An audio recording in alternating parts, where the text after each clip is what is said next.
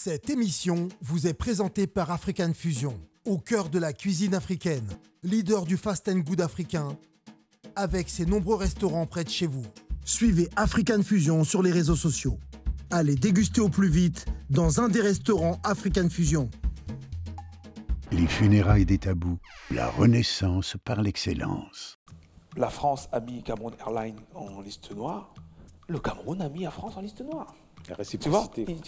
le devoir d'une communauté, c'est d'avoir suffisamment de valeur pour créer des rapports d'égal à égal avec les autres communautés. C'est notre devoir de communauté afro, mais ce n'est pas une finalité, parce qu'on va avoir besoin de s'élargir, Bien sûr. inévitablement.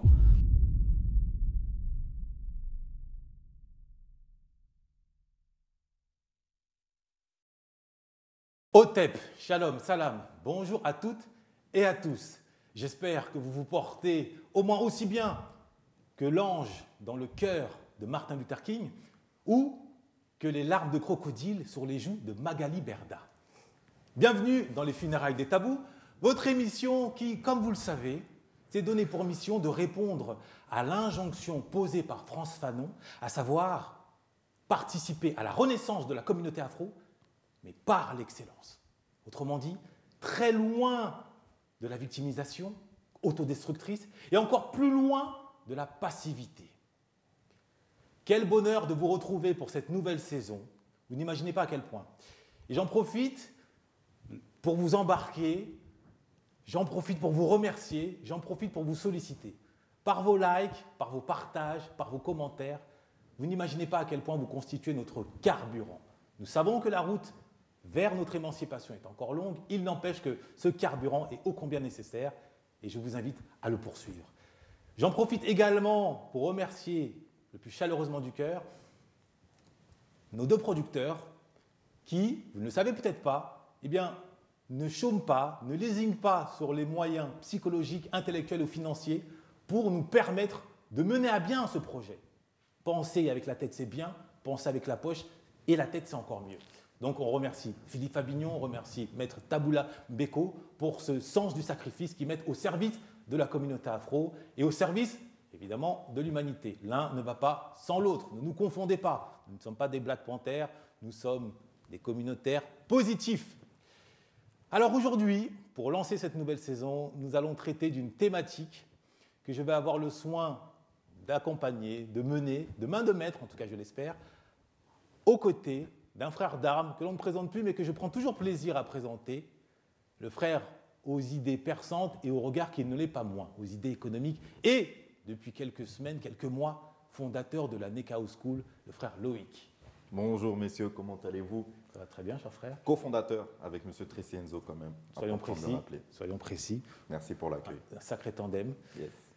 Et je vais vous présenter une sorte, le nouveau d'Artagnan de l'équipe, dont le visage juvénile n'a d'égal que la finesse d'esprit, le jeune frère Lionel. Herman, merci pour cette très belle introduction et bien le bonjour à tous.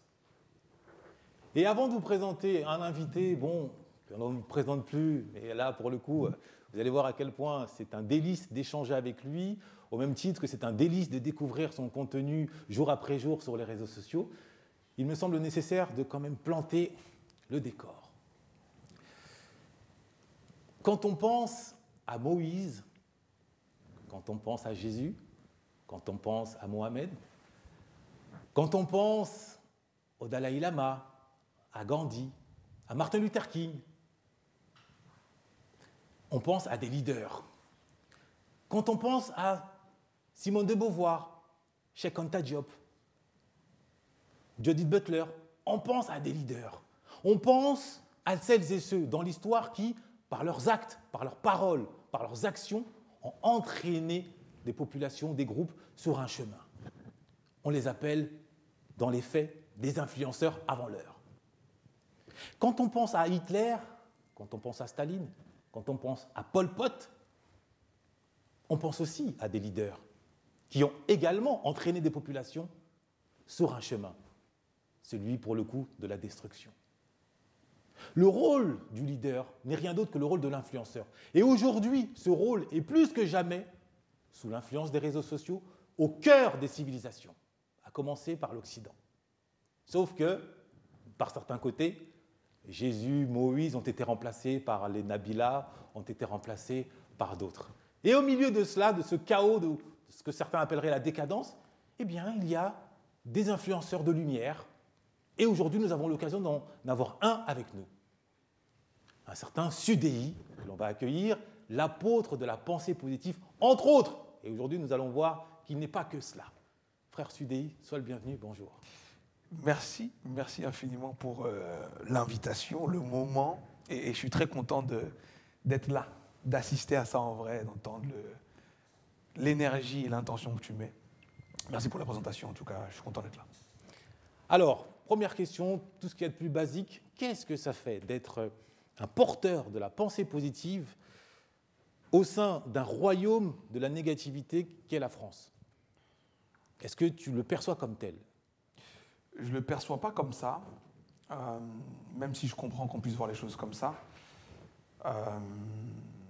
En tout cas, ce que ça fait, c'est un mélange d'honneur, parce qu'on ne se rend pas compte que ça va prendre, et puis on ne se rend pas compte du rôle qu'on joue dans la vie des gens.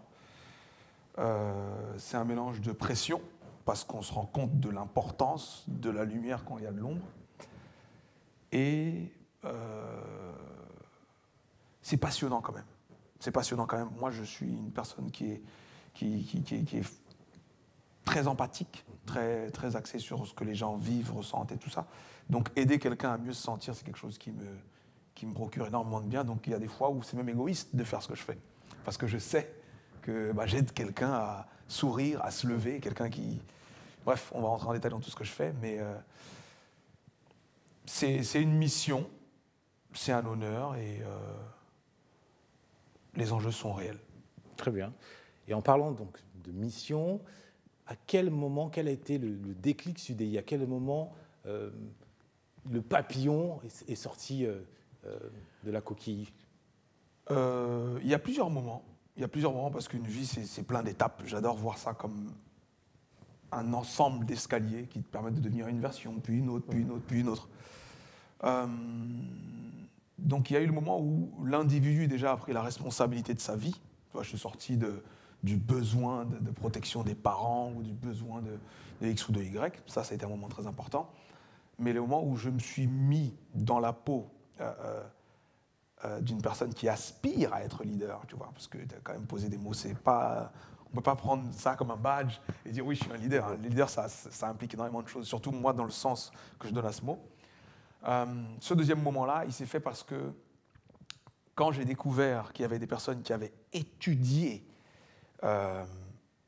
l'optimisation de l'existence, hein, comme qui dirait, comment est-ce qu'on se sert du mental, quelles sont les connaissances qu'il faut avoir, comment est-ce qu'on travaille sur le relationnel. Bref, je me suis rendu compte qu'en fait, on est des projets. Individuellement, tu es un projet, tu peux apprendre des langues, comme tu peux apprendre à parler, comme tu peux apprendre à gérer l'argent, comme tu peux apprendre à faire du business. Et donc, je me suis mis à télécharger tous ces programmes en moi, purement égoïstement. Hein, à la base, je voulais juste dire, bon, maintenant que je suis au Cameroun et que je suis en France et que la vie c'est dur, il faut que je level up, je ne peux pas être salarié, j'aime pas ça, il faut que je... Et c'est comme ça que j'ai commencé, que je me suis donc laissé porter par tout ce qui est self-improvement, développement personnel, business et tout. Et certains concepts m'ont fait faire de grands bonds en avant. D'accord. Comme la loi de l'attraction. D'accord. La fameuse. Paradoxalement, ce concept-là est le premier truc qui m'a mis une claque parce que l'univers étant comme il est, dès lors où tu sais quoi chercher, tu vois les coïncidences ou alors tu te dis peut-être que ça n'en est pas. Mais en tout cas, avant je ne savais pas. Et puis d'un coup, il se passe des choses et j'ai une explication pour ces choses. Donc ça m'a rendu très curieux, donc j'ai bouffé du bouquin, en veux-tu, en voilà, tous les classiques, machin. Ouais. Tu peux répéter ta phrase plus lentement, s'il te Voilà. plaît. Okay. C'est une phrase qui ne peut pas tomber dans l'oreille de Van Gogh. Quoi, j'ai bouffé du bouquin? Ouais. J'ai bouffé du bouquin. D'accord, Voilà. très bien. J'ai bouffé Mais du vous avez bouquin. entendu, Sudei, c'est d'abord un boulimique de lecture. Ouais. La lecture, les livres, des livres. Ouais. Et même jusqu'à présent, hein, je lis moins de dev perso, je lis beaucoup plus de biographie et tout ça maintenant. Mais au début, j'ai aimé lire grâce au dev perso, grâce à cette logique de, dans ce bouquin, il y a les outils et les réponses dont tu as besoin pour level up. Et c'est comme ça que je suis allé lire. Je suis vraiment allé lire comme quelqu'un à qui on dit il y a le code pour passer au niveau supérieur là-dedans. Et donc j'ai lu comme ça. Et quel livre t'a marqué en premier, justement Le tout premier qui m'a marqué, franchement, c'est des classiques. Hein. Réfléchissez et devenez riche m'a beaucoup marqué parce qu'il a l'avantage d'avoir été clair sur la promesse que tout le monde, à laquelle tout le monde, tu vois, qui séduit tout le monde, en tout cas, la promesse de devenir riche. Je dis, ah ouais, et tout le monde dit que c'est un super livre et tout. Ah ouais. Et il commence le bouquin, c'est une page de vente son bouquin. Il commence le bouquin, il te dit, dans ce livre, je vais vous révéler le secret que j'ai vu chez les plus grandes fortunes, les secrets des plus grands industriels. Si vous ne passez pas à côté de ce secret, votre vie va changer. Vous allez voir, il y a telle personne, il y a telle personne. Il te hype. Et je l'ai lu la première fois. Et je n'ai pas trouvé le secret. Je dis, mais il est où le secret? C'est quoi j'ai lu, j'ai bien vu que tu m'as raconté plein de trucs, les Ford, je sais pas quoi, les masterminds, des trucs. Et il est où ton secret? Et donc, j'ai collectionné tout un tas de bouquins comme ça dans la quête d'être une personne capable d'eux. Il y a eu des changements quand même, parce que j'ai appliqué certaines choses, notamment de ce livre-là, à savoir, pose-toi, écris tes objectifs, écris ce que tu vas mettre en face de tes objectifs. Ne te dis pas juste, je veux que cette année, il y ait ça, ça, ça, ça. Dis-toi, je veux ça, et voilà ce que je vais mettre en place pour. Voilà ce que moi, je vais payer pour. Voilà ce que je vais faire. Et donc, ce travail-là... Donc, la lecture plus l'écriture. Ouais, okay. Clairement. Ça a l'air trivial, mais... Et pourtant, au final, plus tu vas loin dans cette quête de performance, plus tu te rends compte que ça a toujours été les mêmes choses. Hein. C'est l'intensité avec laquelle tu le fais, c'est l'intention que tu mets dans chaque chose que tu fais. Bref, en tout cas, ces différentes lectures qui avaient vocation à vulgariser tous ces trucs qui étaient très ésotériques à l'époque. Hein. Moi, je te parle d'une époque où tu vas à la FNAC, tu dis Dev Perso, c'est où? Il y a un tout petit coin. Ouais. 3-4 livres là, et on dit, il y a peut-être des choses en ésotérique là-bas. Et en ésotérique, tu trouves d'autres choses, des Wayne Dyer, que j'admire beaucoup de par son travail et tout ça, bref. Donc je lis, et ma vie se met à changer, réellement. C'est-à-dire que j'ai vraiment conscience du fait qu'on exerce une intention sur notre esprit en se focalisant sur des choses ou non. Est-ce qu'on est fermé ou non? Est-ce qu'on se croit capable ou non? Tu avais quel âge à ce moment-là? J'étais dans ma petite vingtaine. D'accord. Ouais, petite vingtaine. Alors, je te pose la question, puisque alors, depuis tout à l'heure, depuis le début, tu diffuses une énergie positive, tu mets l'accent sur les ressorts qui t'ont permis d'éclore, sans t'attarder même pas une seconde sur ta couleur de peau, sur tout ce qui s'y rattache. Or, en France, notre couleur de peau, être afro, certains disent être noir, c'est bien plus qu'une couleur de peau, c'est une condition psychologique. C'est une façon d'être perçu et d'être traité, c'est une façon aussi de se percevoir. On allume la télévision, c'est Yabon Banania, c'est Michel Leb, c'est des publicités où on est infériorisé, si bien qu'on grandit en tant qu'afro avec une image négative de soi et on est souvent considéré avec un mépris, avec un dédain. Donc, est-ce que toi, tu es passé par là avant de t'arracher à cette fatalité-là par le biais de la pensée positive, ou alors tu as été protégé de ce climat et ce qui t'a facilité l'accès à la pensée positive? Non, si je dis que j'ai été protégé de ce climat, ce serait mentir, parce que moi, le véritable choc de cette conscience, d'une certaine manière, du soi, de ce que les gens voient quand ils me regardent, c'est arrivé quand je suis arrivé en France. Parce que moi, je suis né en France, mais tout de suite reparti au Cameroun. Donc j'ai fait les 10 premières années de ma vie au Cameroun. Et ensuite, les 10 suivantes, je les ai faites en France. D'accord. Et donc, quand j'arrive en France, je constate forcément que je suis différent, vu qu'il y a d'autres choses à voir. Au Cameroun, tout le monde me ressemble. Ouais. Tout le monde, ma famille, mes amis, les voisins, les inconnus, tout le monde me ressemble. Un inconnu qui te ressemble, bon, c'est un inconnu, pas trop inconnu. Dans un monde où les inconnus ne te ressemblent pas, il y a quelque chose d'assez basique. Hein. La xénophobie, c'est un peu ça. Qu'est-ce que c'est? C'est quoi? C'est pas forcément du racisme, c'est qu'est-ce que c'est? Donc il y a eu cette curiosité de part et d'autre parce que j'ai découvert plein de cultures, l'Asie, que j'avais beaucoup fantasmé parce que Jackie Chan, j'ai beaucoup fantasmé, et j'avais ma part de clichés que je portais, tu vois, en petit Africain qui vient et qui dit les Blancs sont riches, et puis les Chinois ils savent se battre, et puis la Chine de toute façon c'est tout ce qu'il y a en Asie. J'ai eu ma part et j'ai eu des moments où j'ai été moi-même inconsciemment dans cette ignorance qui peut être perçue comme du racisme. Concernant la façon dont j'ai été invité à me définir, de par le regard que me renvoyait la France, personnalisons l'État et tout ce qu'on peut penser. Jeune, ça m'a moins marqué parce que quand tu grandis en Afrique, moi je te parle j'ai grandi en Afrique dans les années 90, tu grandis en Afrique avec le rêve de venir en France. Donc quand tu réalises ton rêve, tu n'as pas le temps de te plaindre, tu ne vois même pas ça. Tu sais. Si on te dit qu'il y a l'Eldorado à l'autre bout du monde là-bas et qu'il y a de l'or par terre, tu viens pour l'or. S'il y a des monstres ou des trucs, tu dis, moi, je m'en fous, je ne suis pas venu pour les monstres, je suis venu pour l'or.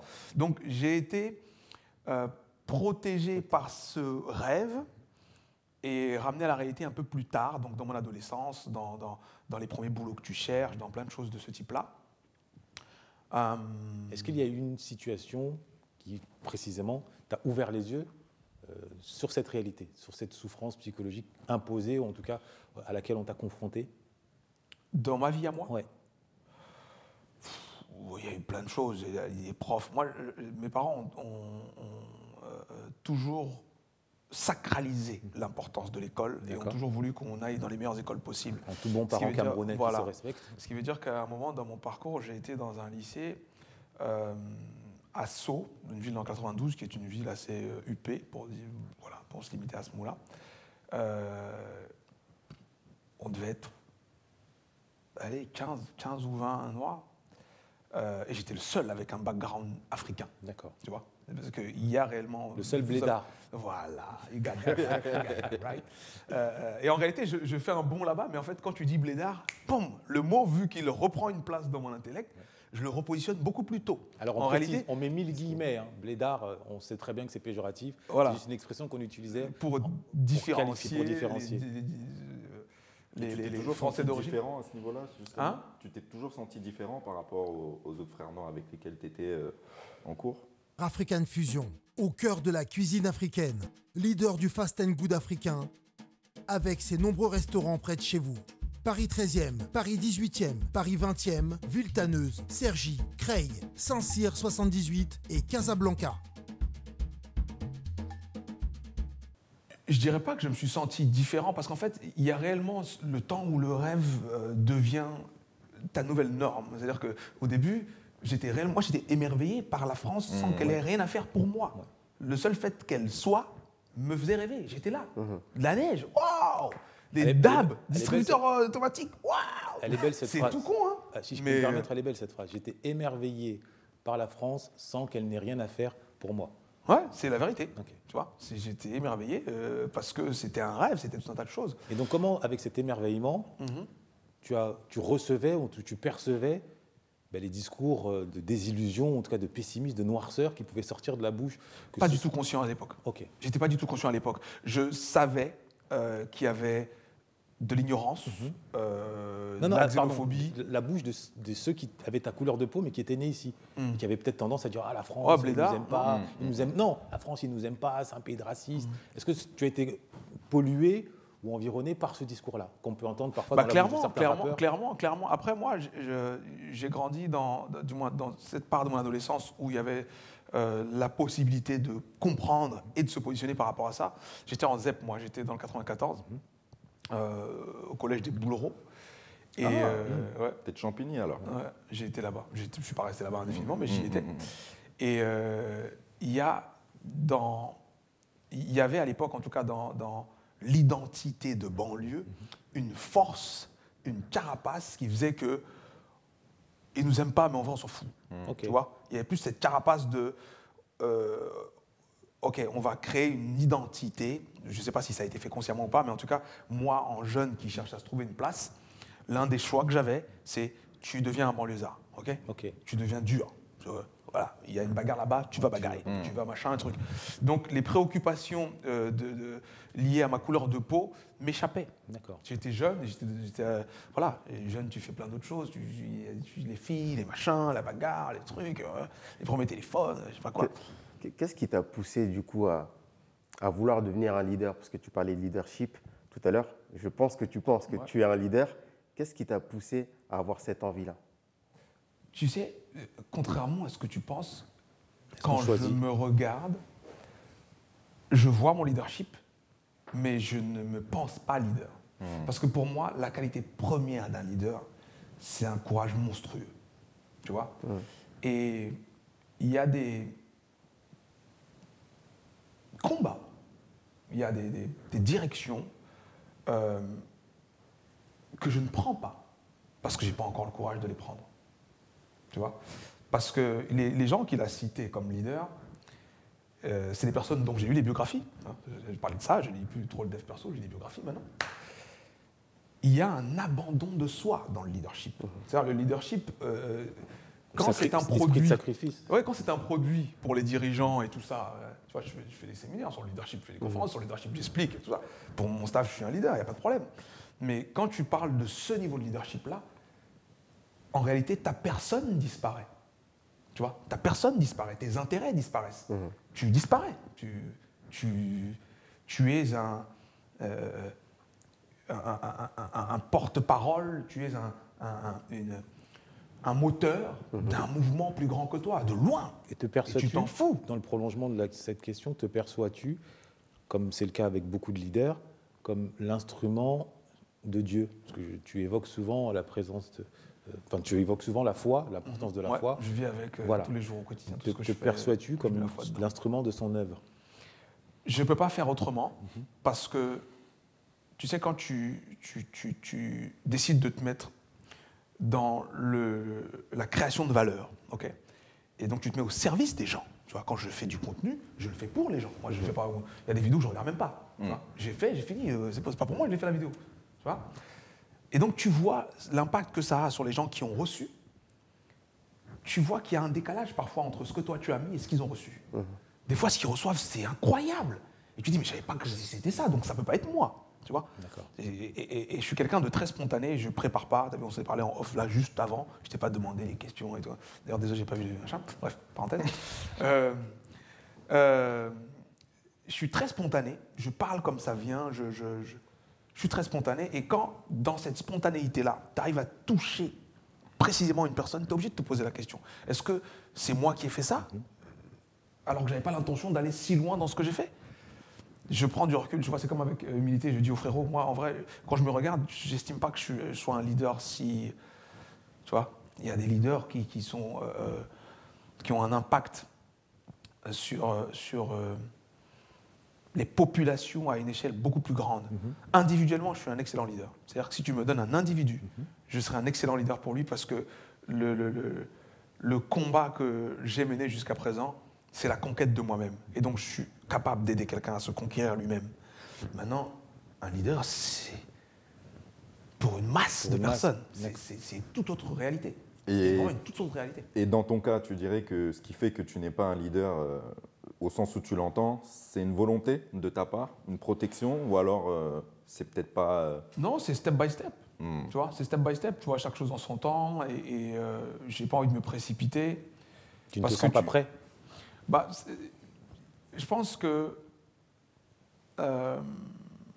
bon, pour quelques-uns, tu vois que c'est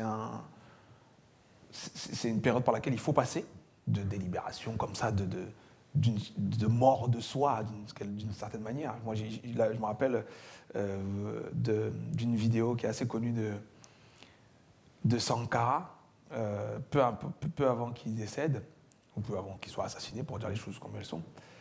Il parle d'une métaphore où il dit « je suis comme un cycliste sur une pente ».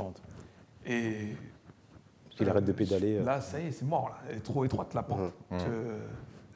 Donc, je sais, en fait. Mathématiquement, on sait ce qui va se passer. Martin Luther King, pareil, il dit « bon, moi, j'aurais pu vivre, j'aurais pu... » C'est bon, je suis diplômé, j'ai une vie, j'ai la longévité, tu vois, en plus avec sa verve à lui qu'on connaît. Mais d'autres choses m'appellent.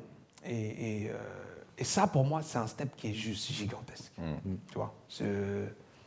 Et est-ce que tu te sens justement dans ce step, en tout cas dans cette perception et de la projection de ce step, une responsabilité à l'égard de la communauté afro-francophone? Si je dis non, c'est que je ne suis pas honnête. Parce que tu sais, c'est des réflexions que j'ai souvent. J'en parlais en off tout à l'heure avec Philippe. Et je lui dis, ouais, c'est marrant parce qu'on ne soupçonne pas à quel point mon cerveau est branché sur ça, quand même. De tout ce qui se passe, je constate tout, je regarde, je suis tout et tout. On ne soupçonne pas à quel point je suis même au fait des enjeux ouais, des enjeux. Les enjeux de la communauté. Des enjeux. Des enjeux. D'ailleurs, est-ce que tu... J'aurais bien pris ton mot, mais j'aime bien mes mots. J'ai choisi tous mes mots.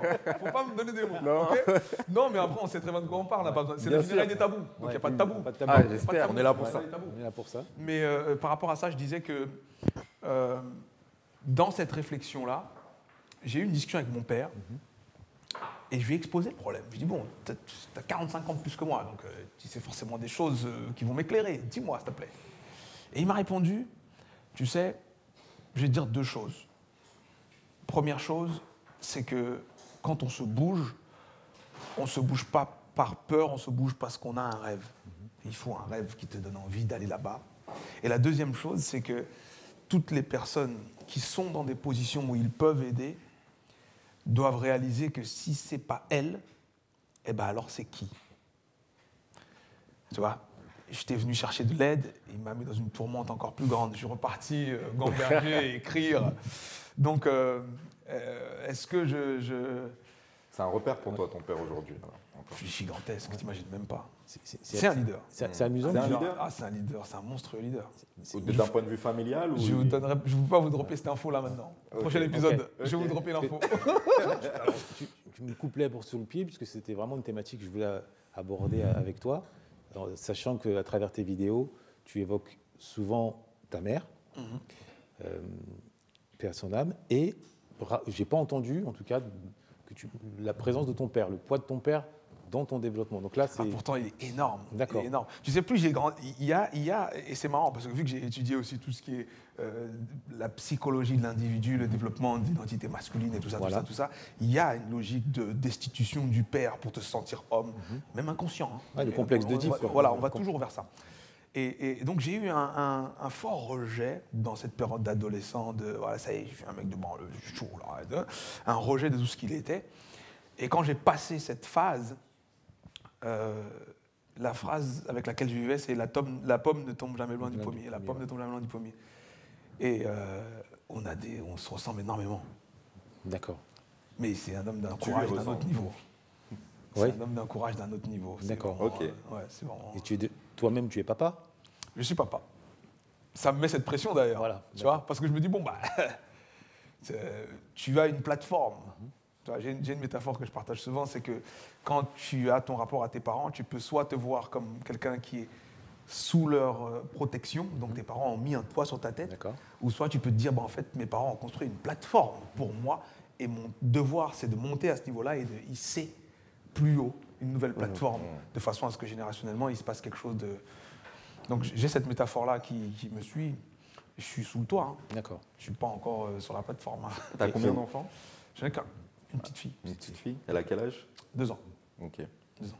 Et pour revenir sur ton rôle de leader et sur le regard que tu portes à l'égard de la communauté afro, justement, quel est celui-ci face à une forme de pessimisme ou de noirceur ou de victimisation qui, par certains côtés, en tout cas, la caractérise en France en particulier, qui consiste à en permanence voir le verre à moitié vide plutôt que de le voir à moitié plein. Déjà, est-ce que tu as fait ce constat?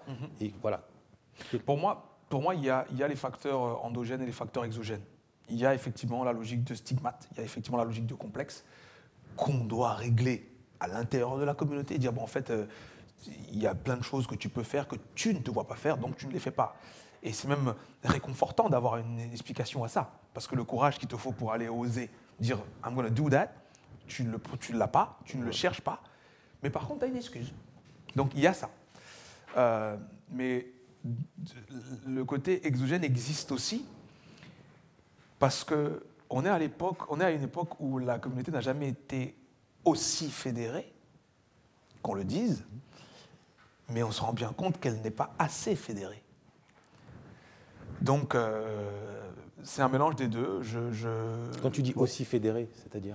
C'est-à-dire qu'il y a un éveil de l'identité afro, il y a une revendication de l'identité afro, il y a une affirmation Il y a des conséquences à ça, bien entendu, qui sont assumées. Et ça, ça a longtemps été fui, je pense. Comment tu perçois ton rôle dans cette lutte, dans cet éveil? Parce que c'est vrai qu'on parle aussi, le sujet, je pense que c'est aussi parler d'influence. Je pense que tu es influenceur, tu as 300... Non, je suis pas influenceur. J'aime plus ce terme. Laissez-moi tranquille en dehors. Laissez-moi en dehors de ça. Vous ne m'appelez pas comme ça si vous me voyez dans la rue. Hein. Je te laisse choisir les termes. Qu'est-ce qui te dérange dans le mot influenceur? Non, en réalité, c'est comme le mot coach, tu vois. Tu sais, quand un mot est galvaudé et qu'on ne le cadre pas, on met tout et n'importe quoi dedans, et après tu dis, bah, moi, j'en veux plus, moi, de ça. Dites-moi que je suis juste un mec sympa. Je préfère juste être un mec sympa plutôt qu'être coach, influenceur ou je sais pas quoi, parce que c'est des termes où on retrouve tout un tas de choses dans lesquelles je ne me retrouve pas. Bien entendu, j'ai du respect pour tous ceux qui créent du contenu en ligne. S'ils sont alignés avec leurs valeurs et qu'ils aident des gens, tant mieux. J'ai respect pour tous les coachs qui accompagnent des gens qui ont besoin d'être accompagnés. Mais voilà, moi en tout cas, je ne veux plus d'être dans ce... on n'a pas le droit de t'appeler influenceur, on n'a pas le droit de t'appeler leader, mais pourtant tu as du leadership et tu influences des gens. Il a dit mec sympa. Un mec sympa, mec sympa. Moi, rendons les choses simples. Moi, je suis juste... Est-ce que tu as conscience de l'impact que tu peux avoir en termes d'image pour la communauté noire? Et justement, comment tu perçois ton rôle, sachant que tu as ce pouvoir-là, parce que c'est quand même un pouvoir, tu influences quand même beaucoup de gens te suivent. Je considère que j'ouvre des portes. J'ouvre des portes parce que une fois que tu fais quelque chose, si quelqu'un s'identifie à toi, il se dit ah bah tiens c'est possible, tu vois. Et c'est en ça où je renonce pas complètement. J'ai dit je peux comprendre qu'on me voit comme un leader parce qu'effectivement j'ouvre des portes pour beaucoup de gens. Mais moi, la définition que j'ai de leader, pour que je me sente bien et que je prenne la casquette de leader et dire ouais, on n'y est pas, tu vois. On n'y est pas encore. On n'y est pas. Tu connais mieux que quiconque l'importance du self-love, de l'amour-propre, bien que ce ne soit pas la bonne traduction en français.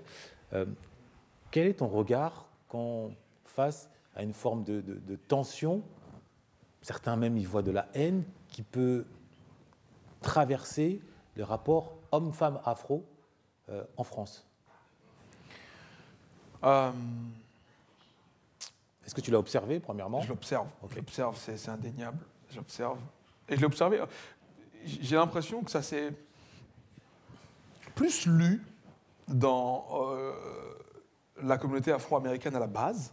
C'était comme... on l'a vu émerger, ça.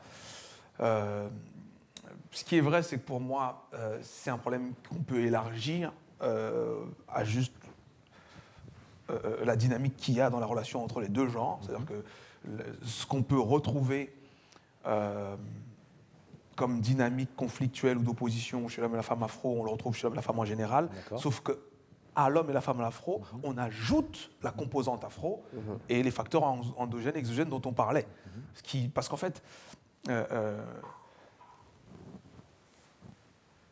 la pression que l'homme et la femme peuvent ressentir parce que la société fait tout pour, peut-être inconsciemment, ou peut-être c'est un grand plan, j'en sais rien, mais en tout cas, la société fait tout pour que ce soit de plus en plus compliqué, s'ajoute à la difficulté de trouver sa place, de se sentir légitime, sans être stigmatisé quand on est afro et quand on veut être fier d'être afro. Tu vois ? Parce que le véritable problème, si on prend le volet afro, c'est que tu as clairement une identité, tu as une histoire, tu as un passé, tu as des gens qui te ressemblent, et c'est un acte de courage que d'être fier de qui tu es. C'est une réalité française, tu vois, on ne peut pas mentir là-dessus. Quand tu dis « je suis afro, je suis fier d'être noir », tu mets mal à l'aise des gens, parce qu'ils ont leur part de stigmate, tu vois, de « ah mais si tu dis ça, tu me renvoies à ce que je ne suis pas, et donc tu me renvoies à ceux qui sont comme moi, qui ont peut-être fait des choses que moi je ne me pardonne pas parce que je n'ai pas fait le... » Tu vois, cet élément-là crée la tension déjà chez l'individu. À ça, on ajoute la tension qu'il y a dans les dynamiques d'équilibre, en réalité, parce qu'un couple, ce n'est pas l'amour qui suffit. Ça aurait été génial si l'amour suffisait.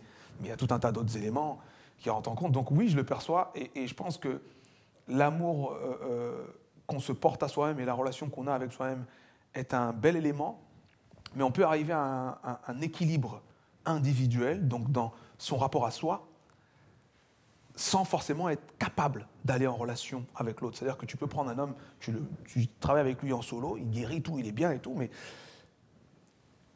une cicatrice reste une cicatrice. Et Donc si tu le mets avec une femme et qu'elle le renvoie à cette cicatrice, pisse, ça y est, ça ressort avec une intensité qu'on ne comprend pas. Et c'est pareil à l'inverse. Justement, en parlant de cicatrice, moi, avant la cicatrice, il y a la blessure. Ouais.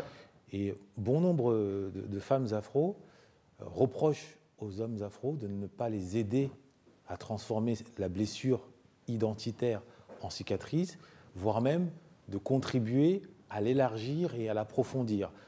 Elles prennent souvent pour exemple les footballeurs afro qui réussissent et qui sont, pour une grande majorité d'entre eux, pas simplement en couple avec des blondes ou des brunes, mais qui semblent ouvertement, ou même des rappeurs, en rejet, et ils ne se privent pas pour le dire, en rejet à l'égard de la femme afro. Donc toi, quel regard tu portes sur cet abandon, ou du moins cette sorte de culture de mépris que l'homme afro cultive pour entretenir son self-love au détriment de celle qui est censée être sa moitié, en tout cas d'un point de vue au moins symbolique?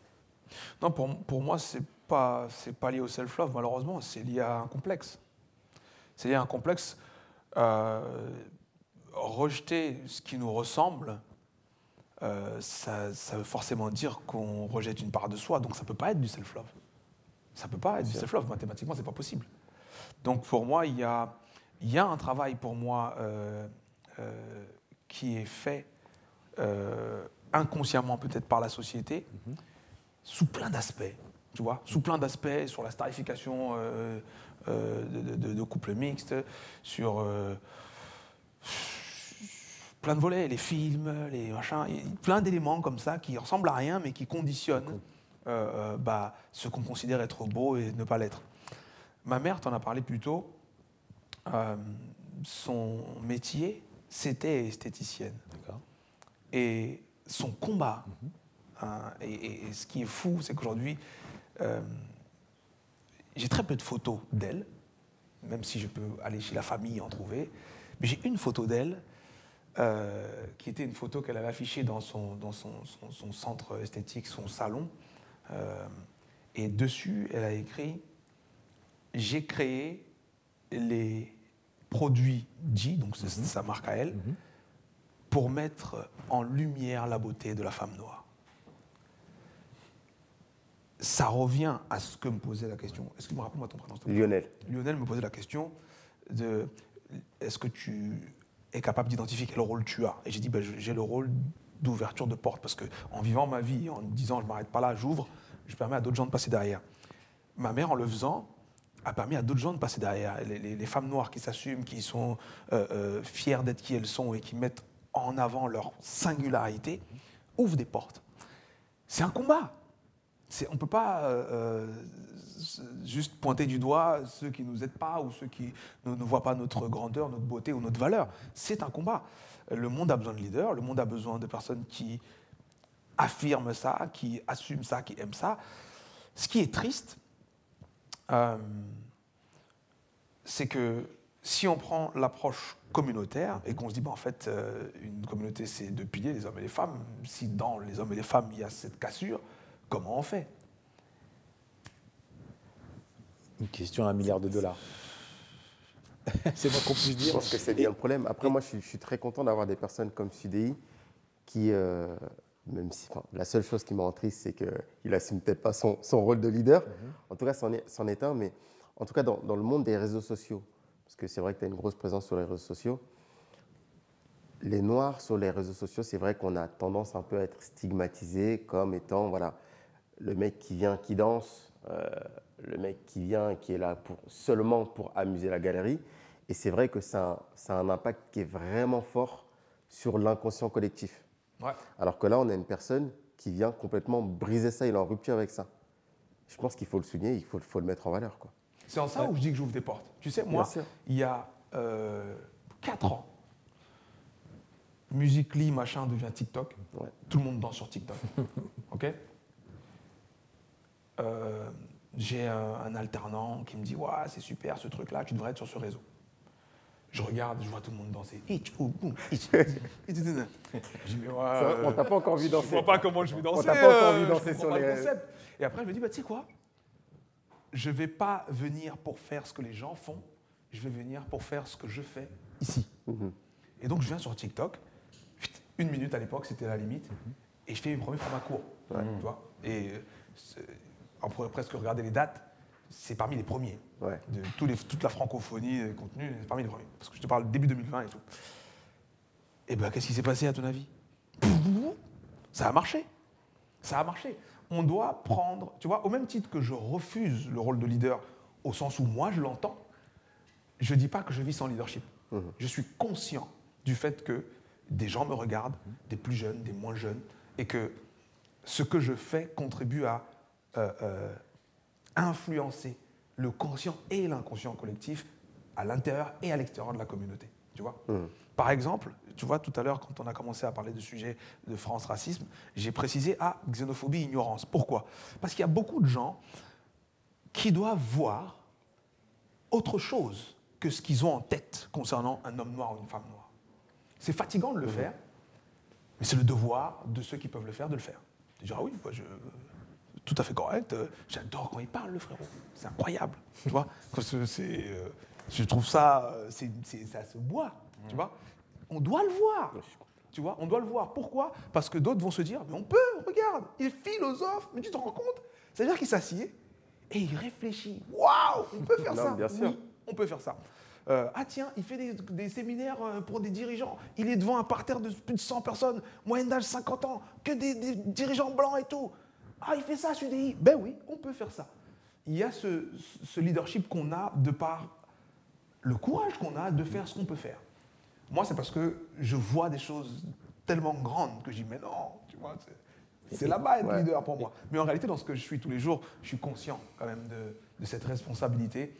Et ça fait partie de mon drive d'ailleurs, parce que je sais qu'il y a des jours où des gens ont besoin d'un message. Tu vois, si tu regardes dans mon contenu, les messages de motivation, souvent les messages c'est oh, gars, cette vidéo arrive pile poil quand j'avais besoin de ça. En parlant du message, de l'importance d'avoir du message, le déploiement du champ des possibles, je garde toujours en tête le cas de cette artiste afro-américaine, Anna Walker, qui avait eu cette phrase extraordinaire à mes yeux, selon laquelle, je cite, j'ouvre les guillemets, « Quand je me raconte l'histoire de l'esclavage, je le revis, je crée un monstre qui me dévore.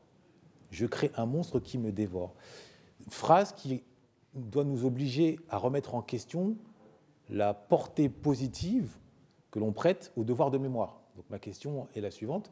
Selon toi, dans cette dynamique de pensée positive, de self-love, d'accomplissement de la meilleure version de soi-même, est-ce que ce qui initialement était présenté comme vertueux, comme un devoir, le devoir de mémoire, eh bien, dans son application concernant le mindset des afros, n'apparaît pas comme un poison? Est-ce que le fait de rappeler que l'on a été, en tout cas certains de nos ancêtres ont été esclaves, est-ce que précisément ça ne nous brise pas le champ des possibles? Est-ce que ça ne nous enferme pas dans une vision négative, dans une forme de ressentiment? Comment toi tu le vois? Je peux comprendre, je comprends exactement ce qu'elle dit. Et je pense que tous ceux qui vont revivre des réalités d'une époque vont forcément se sentir comme ça. Ceux qui vont pour la première fois à Gorée se sentent comme ça. Ceux qui, chaque fois, il y en a qui ont vu 12 Years a Slave, ils sont sortis du cinéma, ils ont dit putain, mais c'est pas possible quand même. Donc on a vécu ça. Donc c'est normal. En soi, c'est dangereux parce que tout le monde n'est pas capable de revivre ça. Tu vois? Le devoir de mémoire, pour rien au monde, il faut y renoncer. En ce moment, la biographie que je lis, c'est celle de Gengis Khan. Je trouve ça... c'est limpide, c'est magnifique. Et l'une des choses qui me choque, c'est que les biographes, quand ils travaillent, tu te rends compte qu'un individu, c'est un point dans une lignée. On t'explique que bon, il y a eu un point là-bas, bon, cette génération-là, il s'est rien passé, et puis il y a eu un point ici. Donc on s'inscrit sur quelque chose de grand. Tant qu'il y a le fil rouge, l'histoire avance. Deuxième chose que je vais partager par rapport à cette même biographie de Gengis Khan, c'est la force qu'on arrive à trouver dans un moment de déclic où on se dit on ne retourne plus jamais là-bas. la force qu'on arrive à trouver pour créer l'unité, la force qu'on arrive à trouver pour faire machin. Donc pour moi, il faut juste que ce soit mis entre les bonnes mains et les bons cerveaux et qu'on cadre de façon à ce que ça ne crée pas une prison mentale. Soit une prison mentale, ou soit peut-être même qu'on passe du rôle de victime à rôle de bourreau, ce qui est souvent la dynamique du triangle de Cartman, c'est ça, c'est soit victime, soit bourreau, soit héros, mais qu'on passe du rôle de victime à un rôle de héros pour nous, et ensuite on voit comment on vit, tu vois. Donc toi, ça ne t'exaspère pas quand sur les réseaux sociaux, alors je ne sais pas, parfois c'est peut-être en fonction de l'algorithme, tu peux tomber sur des créateurs de contenu afro qui ne cessent de rabâcher tel ou tel épisode de souffrance au lieu de mettre en avant tel ou tel épisode de gloire? Bah, moi, je pense, et quand je regarde l'ensemble de l'afro-éveil qu'on vit, je pense que chacun joue un rôle. D'accord. Tu vois, il y a ceux qui ne parlent jamais clairement du sujet, mais de par ce qu'ils font, ouvrent des portes. Il y a ceux qui en parlent clairement en se concentrant sur les choses à mettre en œuvre.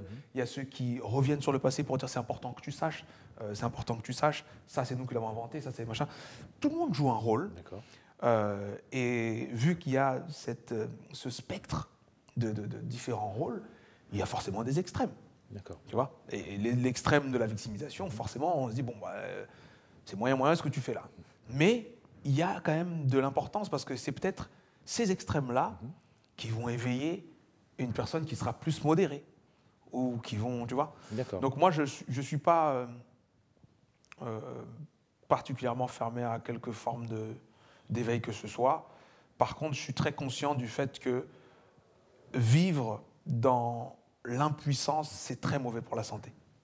Oui. Tu vois ? Donc, revenir sur le passé, quelque chose qu'on ne peut pas changer et ne pas accepter, c'est très mauvais pour la santé. C'est peut-être même une excuse à une forme de médiocrité que de se rattacher, que d'expliquer sa réalité présente sous le prisme d'un passé et ainsi prolonger l'idée de système, de volonté supérieure qui nous empêcherait de nous réaliser.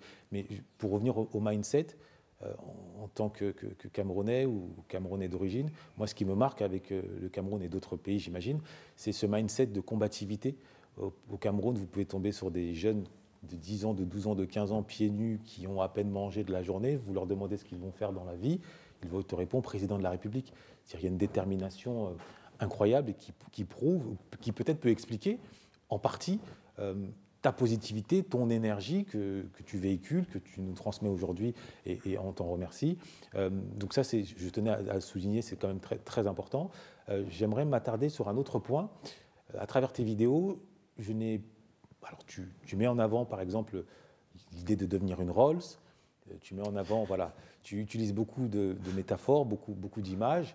En revanche, sauf erreur de ma part, je ne t'ai pas entendu faire la promotion de l'image en tant que telle positive, de l'élégance. Alors qu'on sait psychologiquement... Alors que je suis frais, tout ça. Tu dis, mais pourquoi il est frais? Il dit pas soyez frais comme moi. Ouais. Mais on parle sans parler, voilà. Tu connais. Non, tu vois, c'est-à-dire qu'on sait que bon nombre, surtout quand on grandit, tu parlais de virilité tout à l'heure en banlieue, avec l'univers hyper viril, qui aussi se caractérise visuellement par inspirer la peur, puis la capuche, sourcils froncés, donc les ingrédients de la laideur. Alors que pour justement s'élever vers la positivité, il faut plutôt mettre en avant les ingrédients de la beauté, de l'esthétique.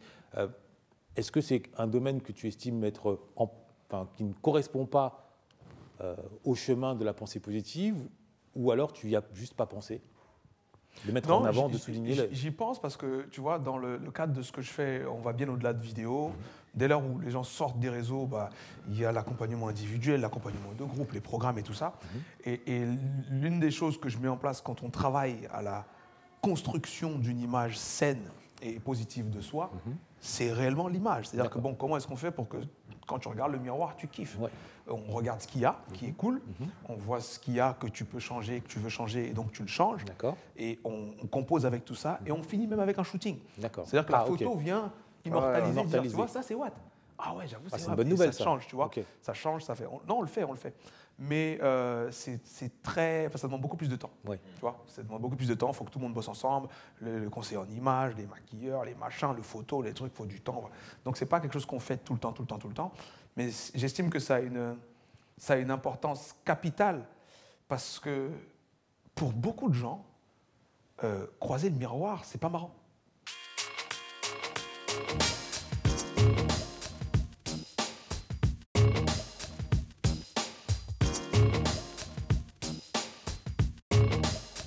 Sur le sujet du miroir, un super exercice que j'aimerais que tout le monde essaie de faire. Combien de fois par jour tu vois un miroir, toi? Mettez en commentaire ceux qui peuvent faire le calcul. Combien de fois par jour tu vois un miroir? Et quand tu vas devant le miroir, tu vas voir quoi? Ce que les autres ne doivent pas voir. Mais est-ce que c'est une relation à toi? Et pour moi, dans ça, il y a énormément de réponses. Peu importe la couleur qu'on a, peu importe ce qu'on fait, peu importe le genre qu'on a, si tu n'es pas OK avec ça, tu ne peux pas être OK avec les autres, vu que tu as constamment peur de ce que toi-même tu ne veux pas voir. Après, c'est vrai que actuellement, il n'y a plus d'éducation à l'amour de soi par son image. On le sait que la société du confort a enfoncé les individus, quels qu'ils soient, dans une forme de paresse vestimentaire, merci l'Amérique, t-shirt, jean, ou le fait d'être élégant, le fait d'être bien habillé, le fait d'être apprêté, c'est laisser au mieux à la gente féminine, au pire à ce qu'on appelle les narcissiques, alors même que ça a un rôle fondamental, comme l'ont toujours compris les nobles, les aristocrates, les pharaons. Moi, par exemple, à titre individuel, si on me voit aussi apprêté, c'est parce que non seulement je viens d'une région du Cameroun, le Ndé, noblesse, dignité, élégance, mais également je mesure l'impact du beau sur mon rapport à moi-même, le self-love, et mon rapport aux autres. Être bien habillé, c'est aussi offrir du bonheur aux autres. Donc je pense qu'on se rejoint là-dessus. C'était juste une petite parenthèse. Là, on va rentrer dans une question un petit peu, tu m'excuseras, on va descendre du cerveau et de la bienveillance, on va se rapprocher un peu de tes poches, où certains pourraient croire, ou pourraient voir dans ton discours qui touche plus tout le monde, plutôt que ciblé à l'échelle de la communauté, un but purement business. En gros, voilà, tu t'adresses à tout le monde parce que ça te rapportera plus, plutôt que de te consacrer, et là ça revient à la question du leadership, plutôt que de te consacrer ouvertement à la communauté afro, en sachant que c'est peut-être celle qui, sur le plan financier, ne va pas te soutenir. Est-ce que ce reproche, cette critique, tu l'as entendu, et qu'est-ce que tu pourrais y répondre? Non, c'est la première fois que je l'entends, et l'argument ne se tient pas. L'argument ne se tient pas parce qu'il y a énormément d'argent dans la communauté afro. Il n'y a plus de débat là-dessus, tout le monde le sait. Il y a plein de gens qui ne sont que sur les afros et qui font plein d'argent. Donc ce n'est pas la question de l'argent. La véritable question, c'est que je me suis laissé prendre au rêve de l'universalisme. D'accord. D'accord. Et je me dis que dans tous les cas, il faut des gens qui réfléchissent à comment est-ce qu'on vit ensemble. Et quand je rêve à un monde idéal, je rêve à un monde où on est guéri, donc suffisamment fort et plein pour donner et contribuer. C'est Camerounais comme moi, c'est important de le rappeler, le Cameroun est un pays qui a fait beaucoup de choses, fondateur de la Banque islamique avec les pays fondateurs. Le Cameroun envoyait de l'argent en Chine. C'est important de le rappeler, c'est-à-dire que quand on est conscient de sa valeur et qu'on l'utilise correctement, on devient un plus pour les autres. C'est ce que je souhaite pour ma communauté. D'accord ? Mais est-ce que je veux laisser tous les individus aux côtés desquels j'ai cheminé, aux côtés desquels je chemine, se débrouiller tout seuls parce qu'ils n'ont pas eu la chance de naître dans ma communauté? Non. Et comment tu as fait? Après, quand tu vois aussi la situation qu'il y a dans ta communauté, parce que c'est vrai qu'on parle d'universalisme, c'est bien, mais dans notre communauté, c'est vrai qu'il y a pas mal de souffrances. En fait, on n'est pas à la même situation que les autres. Donc, comment tu te situes par rapport à ça? Tu n'as pas forcément envie de te dire, OK, il faut vraiment que j'aide les miens là, parce qu'on est dans la précarité, on est vraiment dans la galère. On est dans les funérailles des tabous, vous m'emmenez sur les terrains les plus glissants du monde. La vérité, aujourd'hui, pour moi, je vais vous parler en toute transparence, parce que je me dois d'être toujours vrai dans ce que je dis. Si je ne peux pas, je ne dis pas. La vérité, là, c'est que le problème se joue à plusieurs niveaux, notamment au niveau géopolitique. Donc, les enjeux sont réels, c'est vrai, mais si concrètement, tu n'es pas juste en train de vouloir dire « oui, ben, je fais ça », mais que tu veux que ça change, tu dois comprendre où ça se joue vraiment. Ça se joue dans la géopolitique, ça se joue dans une élite plus organisée, capable d'avoir des visions communes et tout ça, c'est une autre paire de manches. Il n'y a pas une responsabilité individuelle, selon toi? Si, l'individu, je peux l'aider. Mais dans mes programmes, il y a de tout. Il y en a qui sont au Cameroun, il y en a qui sont en France, il y en a qui sont... voilà. Et que je le veuille ou non, d'ailleurs, il y a, je ne sais pas comment appeler ça, mais il y a toujours une logique d'association à la personne qu'on décide de suivre. Donc, ma communauté est majoritairement afro. Tu veux pas. Mais tu as pu suivre à peu près combien de personnes depuis que tu as commencé les accompagnements? Plus de 2000. Plus de 2000? Ouais. D'accord. Et quelles sont les retombées du coup que tu as le plus gros du temps par rapport à toutes ces personnes que tu as pu accompagner? Quand tu veux dire retombées, tu parles de quoi? Les conséquences sur le long terme de ton action, de ton impact sur la vie des gens. Parce qu'on sait que souvent, il y a un grand débat autour du coaching et de la formation.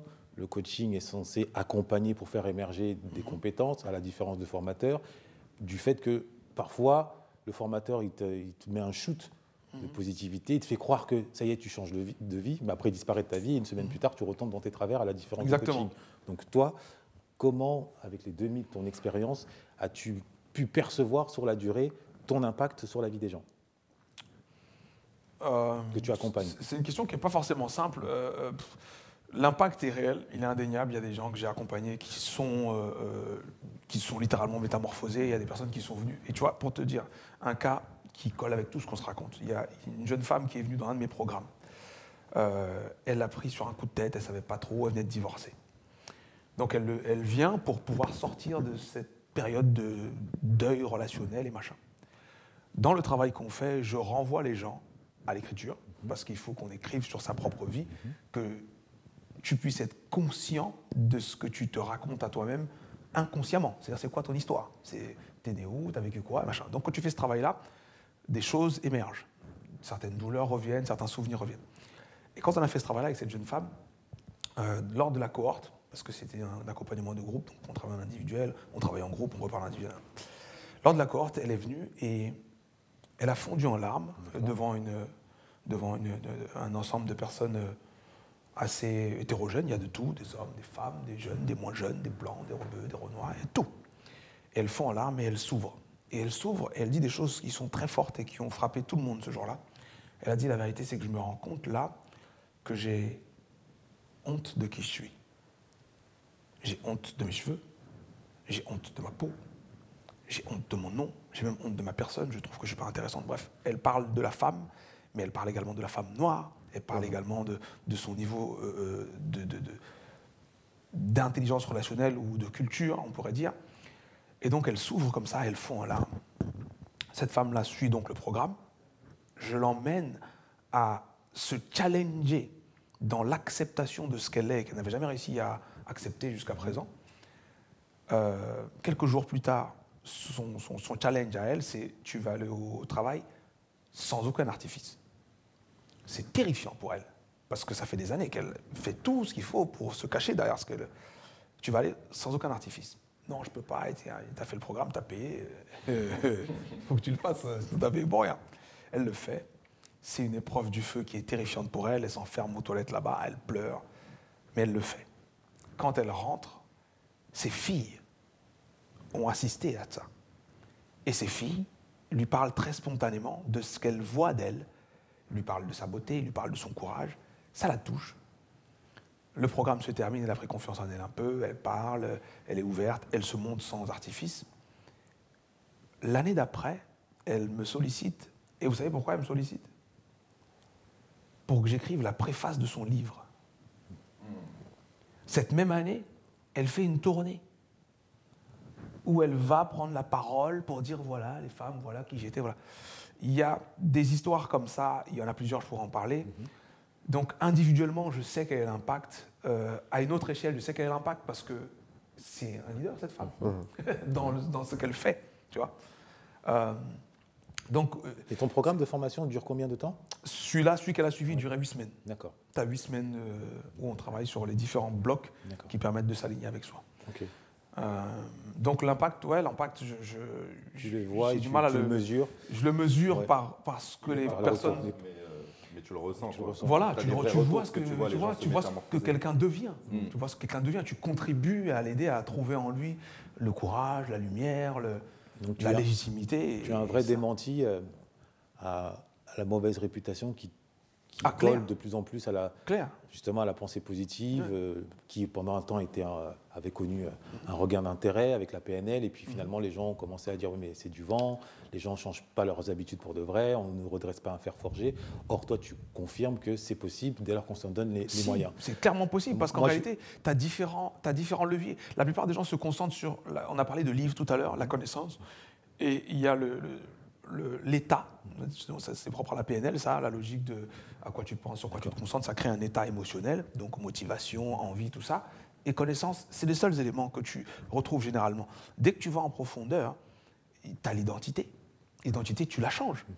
Tu la changes. Quand je dis que je lis plus les biographies, c'est parce qu'en lisant la vie d'une personne, tu vois quels sont les points qui, mis bout à bout, l'emmènent à être ce qu'il a été. Donc, tu es capable de dire, il faut que je revoie ma vie aussi. Il y a des choses. Et c'est pour ça que quand on parle de devoir de mémoire, je dis, attention, c'est un élément très important.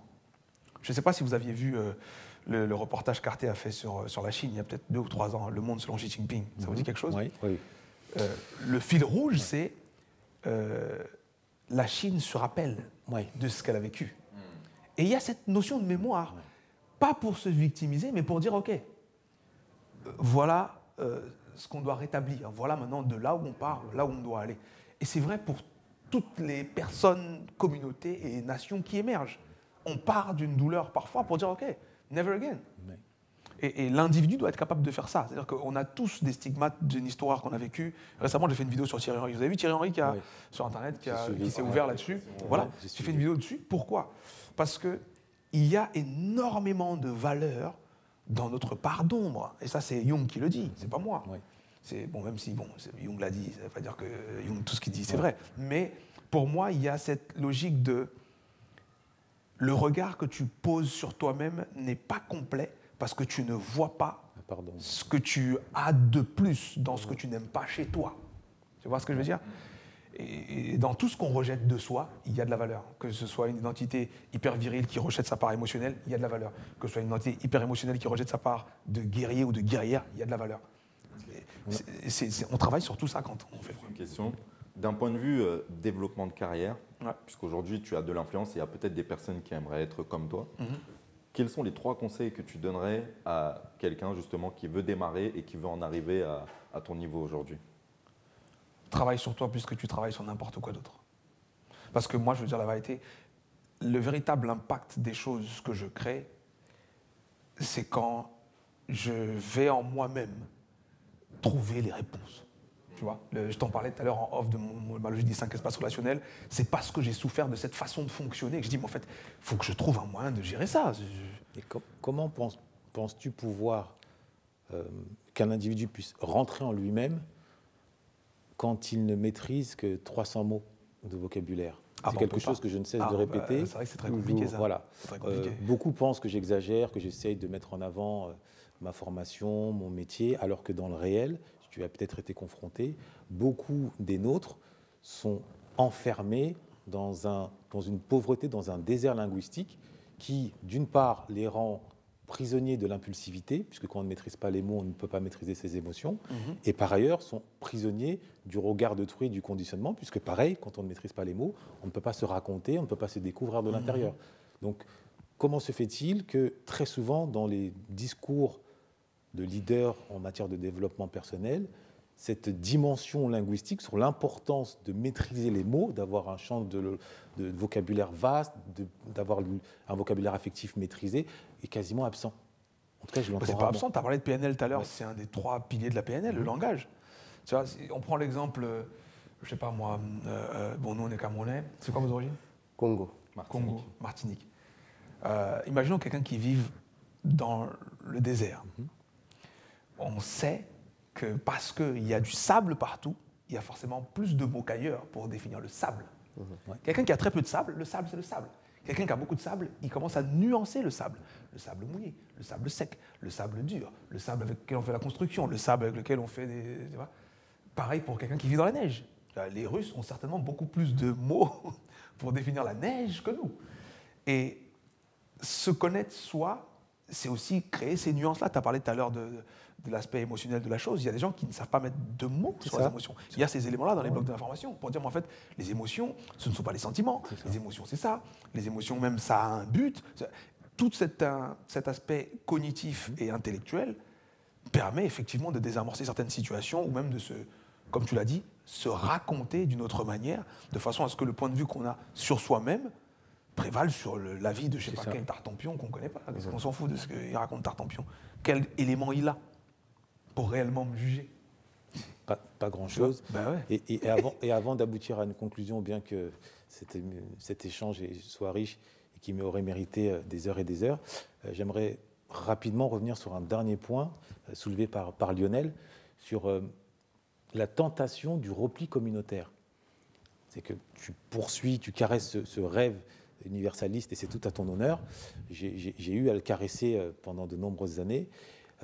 Et puis, j'ai été confronté, j'étais témoin, je ne vais pas dire victime, mais en tout cas, j'étais plongé dans la réalité française, avec, que ce soit par le biais de l'actualité,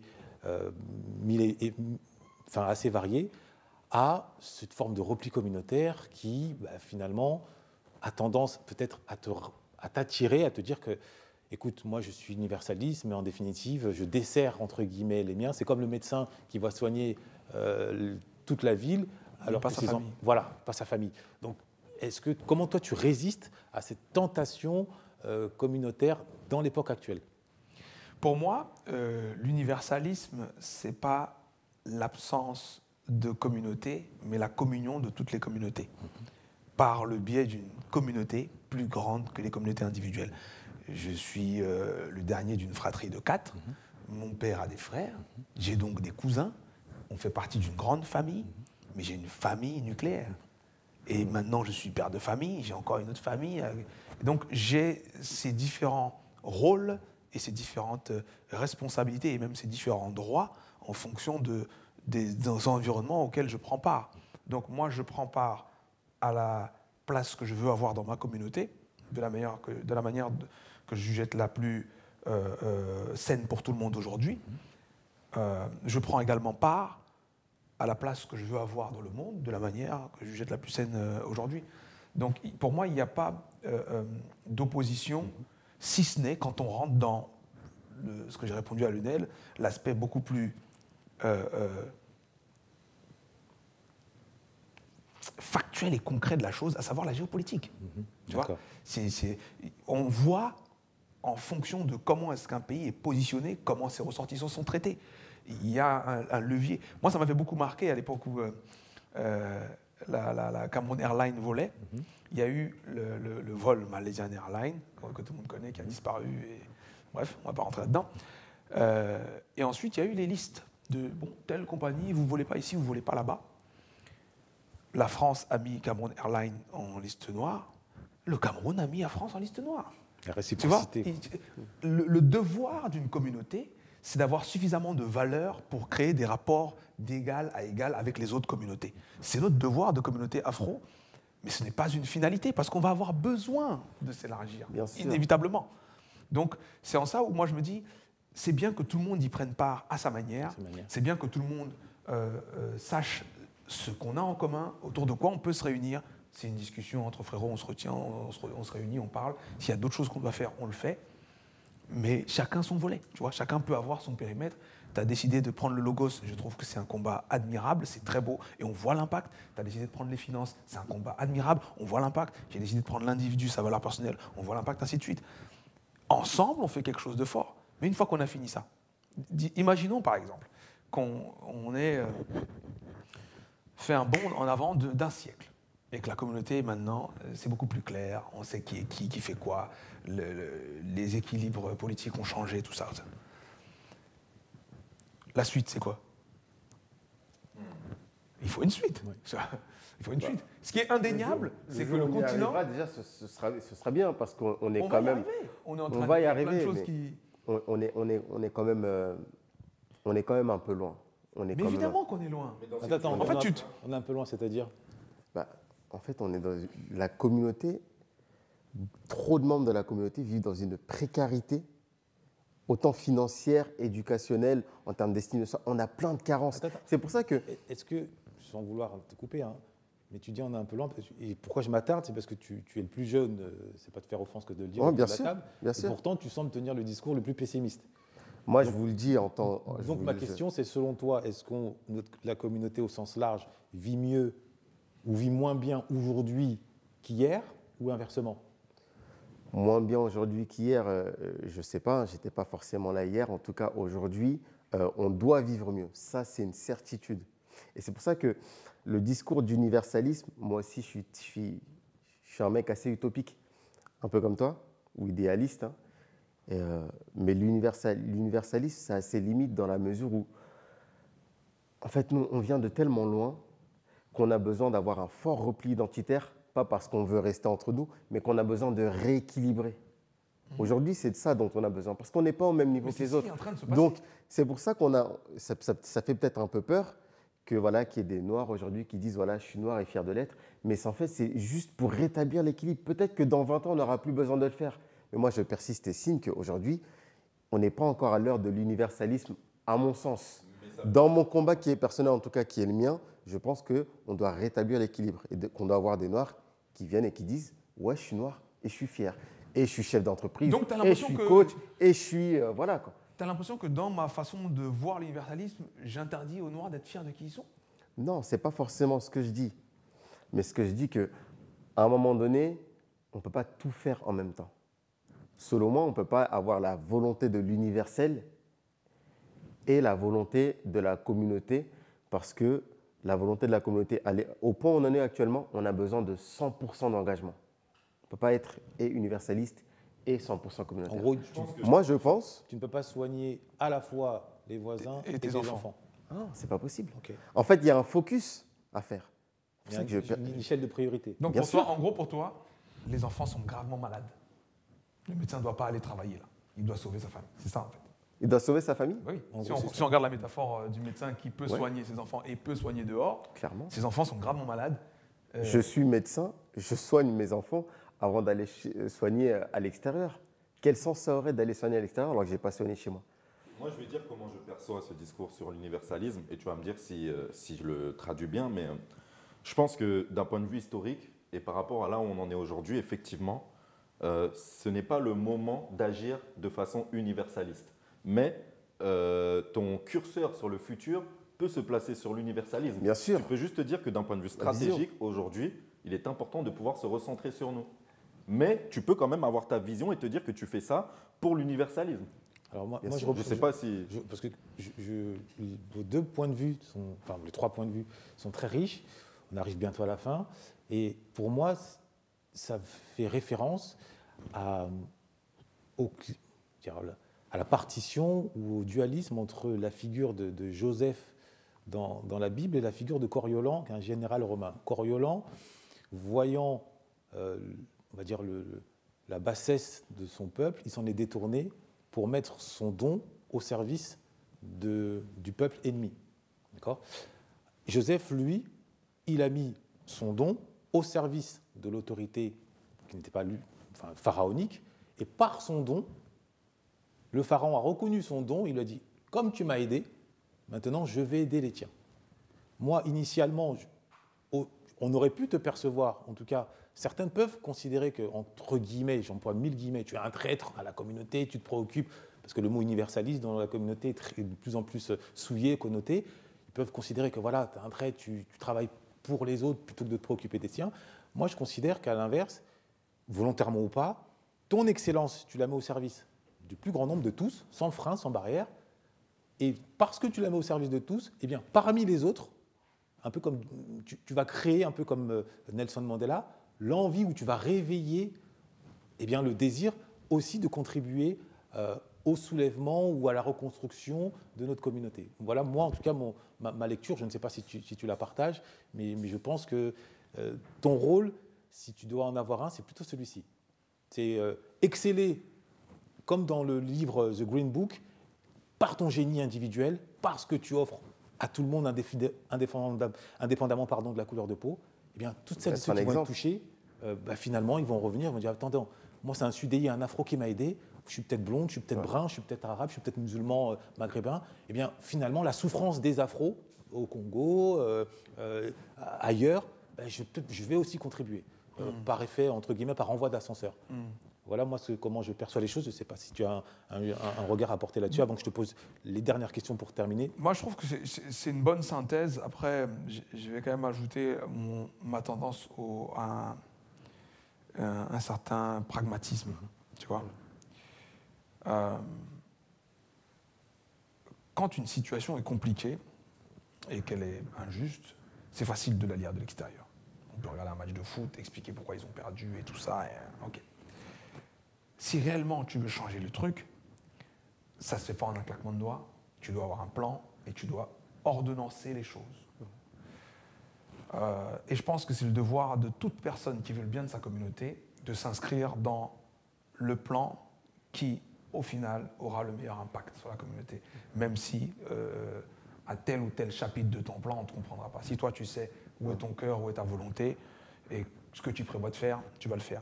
Je reste quand même sur la logique d'universalisme, même si ça ne plaît pas, parce qu'il y a un après.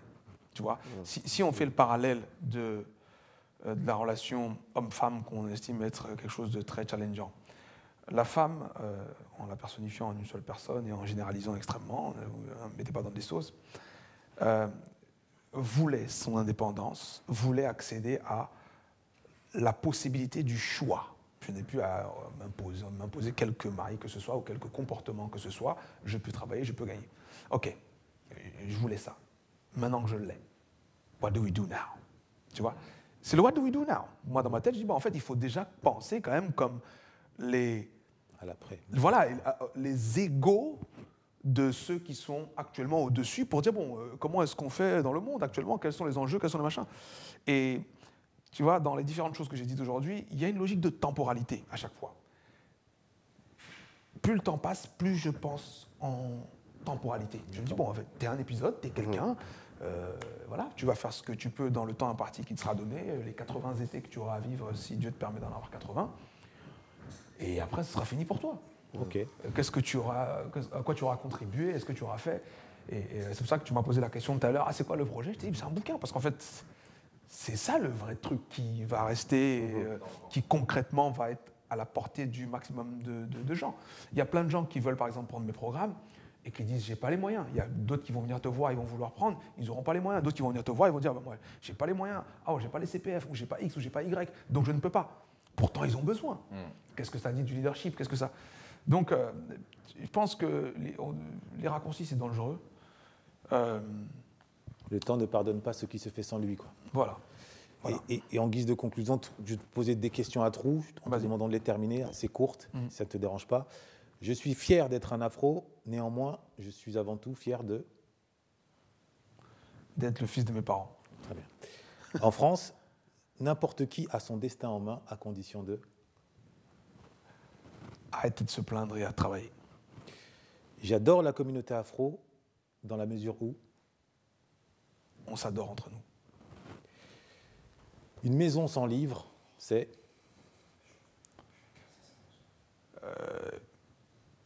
une prison sans porte, sans fenêtre. En tout cas, t'es enfermé, quoi. Une prison. Très bien. Non, mais s'il y a une porte, tu peux sortir. Mais là, je me rends, tu dis, là, c'est une prison. Imagine le concept paradoxal. On t'a enfermé, c'est le maçon qui t'a enfermé, tu vois. Très bien. Et maintenant, un ultime message avant que je vais d'abord laisser Loïc poser ça. Qui aimerais-tu voir sur le plateau des funérailles des tables? C'est une bonne question, ça. Jesus.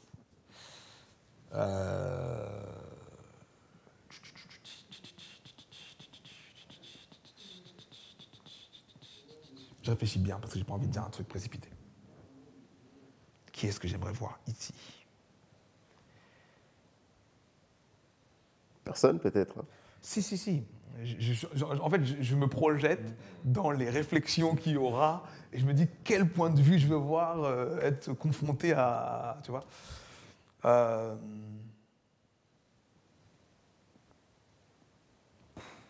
c'est dur, ça vient pas. Ça vient pas. Et une deuxième fois, peut-être. Oui, avec grand plaisir. Avec grand plaisir. Qu'on zoomera sur un sujet mieux cadré. Mais en tout cas, c'était... Plus spécifique. Ouais. Et alors, si tu dois adresser un dernier message à la jeune génération, à un jeune Moussa, une jeune Maïmouna de Grigny, de Sarcelles, de 17 ans, un peu en échec scolaire, ce serait lequel, s'il te plaît? Je dirais qu'il faut comprendre que tout ce qu'il y a autour de toi, c'est une opportunité de grandir. Donc, même si c'est complexe, même si c'est difficile, dis-toi que ce qu'il y a autour de toi, c'est là pour te servir. Tu n'as pas l'obligation ou le devoir de forcément être X ou Y, mais par contre, tu as l'opportunité de pouvoir faire X ou Y pour pouvoir faire ce que tu vas faire demain. Voilà, avoir l'opportunité, tu as l'opportunité, quelle que soit la situation, tu as l'opportunité de réussir si tu t'en donnes les moyens. On a eu un témoignage exceptionnel, riche. On ne présente plus UDI. Aujourd'hui, on a été sur d'autres terrains sur lesquels on a peu coutume de l'entendre s'exprimer. Ça a été très éloquent. Nous espérons que vous avez pris des notes, d'autant qu'il a souligné l'importance de l'écriture, l'importance évidemment de la lecture, l'importance d'avoir un idéal, de se projeter dans le coup d'après pour ne pas être prisonnier de l'immédiateté. C'était tellement riche, j'étais richement accompagné par Loïc, comme vous avez vu, par Lionel, le d'Artagnan, qui a su dégainer. C'est ça les funérailles des tabous. C'est l'intelligence collective au service de l'action, au service du dynamisme.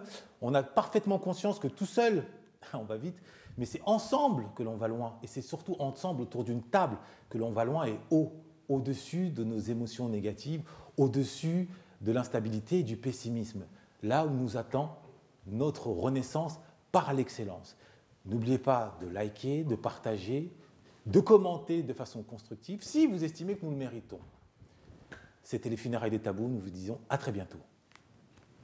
Au nom de toute l'équipe des funérailles des tabous, je vous remercie d'avoir suivi attentivement cet épisode en espérant qu'il aura mis du grain à moudre au moulin de votre réflexion. Comme vous le savez, notre communauté fait face à un certain nombre de défis, aux allures de déficit. Nous pâtissons, ayons le courage de le dire, d'un déficit entrepreneurial. Nous sommes plus des consommateurs que des acteurs économiques. Où sont nos entreprises dignes de ce nom? On se rend à Château Rouge, à Château d'Eau, on s'aperçoit que les magasins qui vendent nos produits ne sont pas vendus par nous-mêmes, mais par d'autres. Et s'agissant du terrain organisationnel, c'est un secret de polichinelle. Nous ne sommes pas encore au rendez-vous de l'excellence en la matière. Ou même encore, déficit d'ordre culturel. Où sont nos journalistes, nos historiens de nouvelle génération qui peuvent transmettre le sens de la dignité aux prochaines générations? Qu'est-ce que ça donne comme conséquence? Ça donne une communauté parfois enchaînée ad vitam aeternam au HLM, à l'assistanat. Pire, psychologiquement enfoncée dans une forme de victimisation. Et il se trouve, et Dieu merci, que notre communauté regorge de personnalités ici ou là qui ont une expertise à faire valoir et à mettre au service des nôtres afin de tordre ce déficit et d'engager cette renaissance par l'excellence. Si vous voulez être des acteurs du changement, de votre vie, quand on sait que ce n'est pas l'union qui fait la force, c'est l'union des forts qui fait la force de l'union. Si vous voulez être fort, eh bien, nous avons concocté des vidéos. Mais ce ne sont pas des vidéos de divertissement, ce sont des vidéos qui vous donneront des clés pour vous permettre de faire face à ces défis. Des clés sur le terrain entrepreneurial. Comment réussir à tenir le coup et à avancer avec succès sur ce terrain-là. Des clés sur le terrain culturel. Comment réussir à maîtriser votre logos, à bien vous exprimer, à mettre en avant sur des terrains intellectuels. Des clés d'ordre organisationnel. Comment parvenir à être structuré efficacement et à répondre aux défis que cela impose. Eh bien, c'est simple. Il vous suffit de cliquer dans la barre de description où vous y attendent des vidéos 100% gratuites. Mais gardez bien en tête que gratuité ne rime pas avec médiocrité. Bien au contraire. Mais la vraie question que vous devez vous poser, c'est: êtes-vous prêt à devenir les acteurs de votre destin et non plus simplement les spectateurs? Je vous laisse la réponse.